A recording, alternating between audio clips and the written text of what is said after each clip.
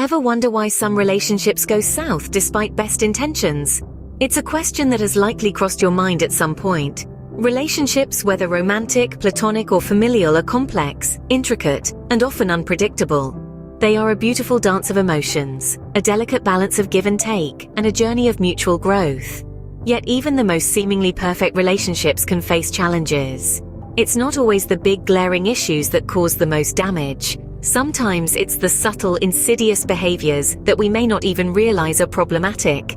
That's what we're here to explore today. The 7 behaviors that, if not checked, can wreak havoc on relationships.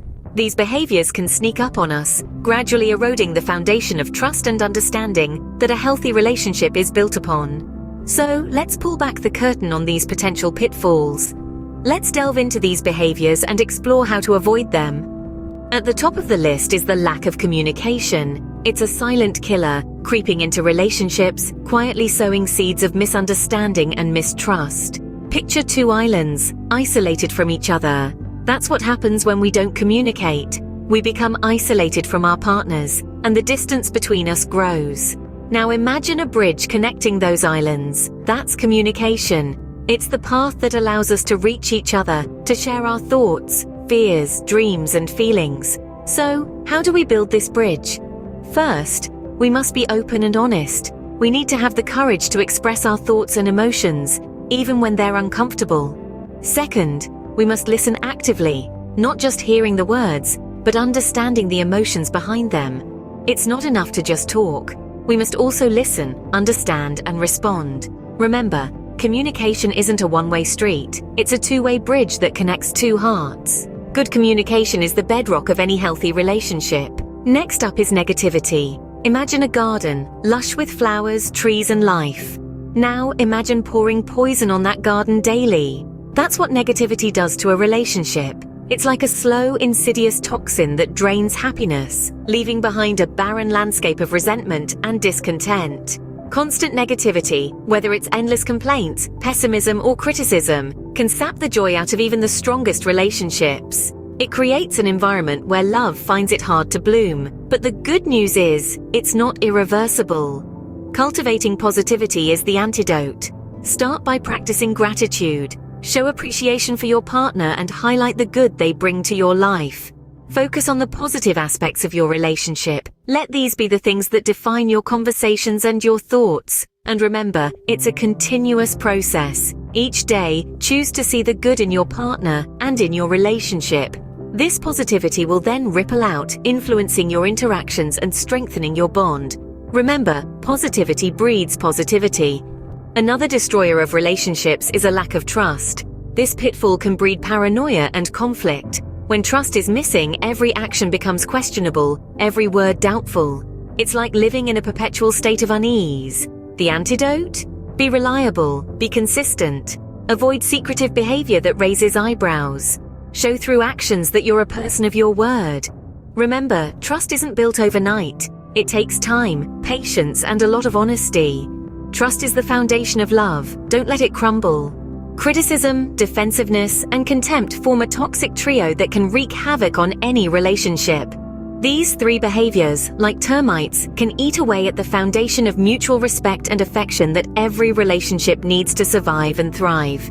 Let's start with criticism. This goes beyond just voicing a complaint or airing a grievance. When criticism becomes a habit, it can make the other person feel attacked on a personal level, belittled and unvalued. So how can we avoid falling into this trap? One simple and effective technique is to use I statements instead of you statements. Instead of saying, "You never listen to me," try saying, "I feel unheard when I share my thoughts."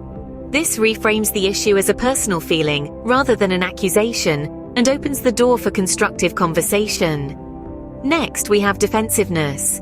This typically stems from feeling criticized or attacked, and it's a natural response, but it's one that can escalate conflicts instead of resolving them. When we get defensive, we often stop listening and start preparing our counterattack. The antidote: owning up to our mistakes. It's not easy, but admitting when we're wrong disarms the conflict and demonstrates humility and respect. Last but certainly not least, we have contempt. Of the 3, this is perhaps the most damaging. Contempt is a mix of anger and disgust. and it's expressed through sarcasm, cynicism, name-calling, eye-rolling, and sneering. It's a way of putting someone else down to lift ourselves up, and it's a clear signal that respect has left the building. To counteract contempt, we need to practice empathy and kindness. Try to see things from the other person's perspective. Remember why you value them and express that appreciation regularly. In conclusion, these behaviors can be harmful, but they're not unbeatable.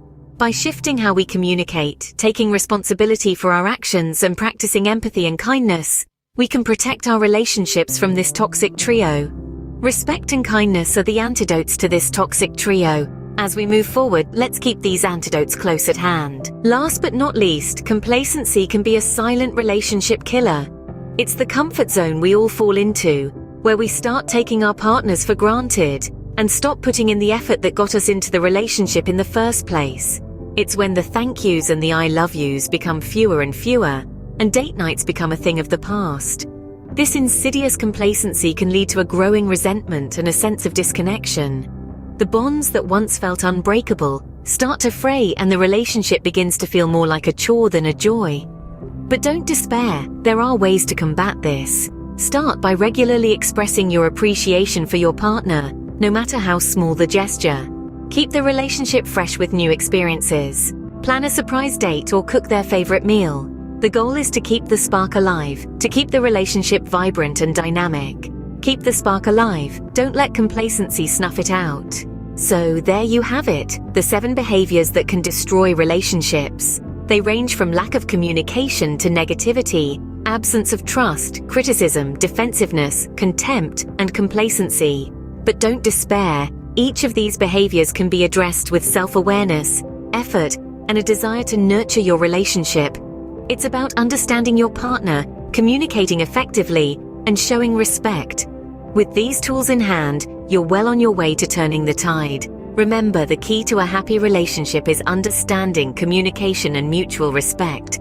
Let's make love last.